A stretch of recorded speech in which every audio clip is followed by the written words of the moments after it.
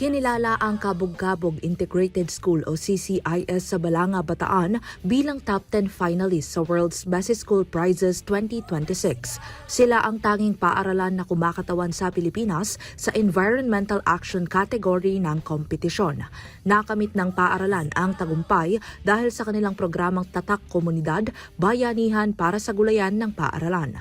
Sa pamamagitan ng programang ito, ginawang living laboratory ang paaralan, kung saan pinagsasama ang sustainable agriculture at makabagong teknolohiya sa pag-aaral. Ginagamit ng mga mag-aaral ang hydroponics at robotics sa kanilang school garden. Sa tulong din ng komunidad, nakagagawa ang paaralan ng organic fertilizer mula sa mga basura. Mayroon ding school-to-table system kung saan ginagamit ang mga gulay sa feeding program. Umabot sa 99% self-sustainability ang pondo ng paaralan para sa kanilang mga makabagong programa. Bago pa ang pagkilala na ito, 2 beses nang naging Hall of Fame ang paaralan sa Region 3 Gulayan sa paaralan competitions. Nakakuha sila ng markang higit sa 96% para sa sustainability, productivity at community involvement. Samantala, maglalaban-laban ang top 10 finalists sa pamamagitan ng botohan sa website ng World's Best School Prizes 2026.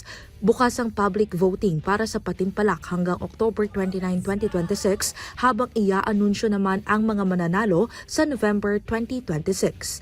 Ako po si Carmel Joy Miguel, nag-uulat para sa Balitang Unang Sigaw.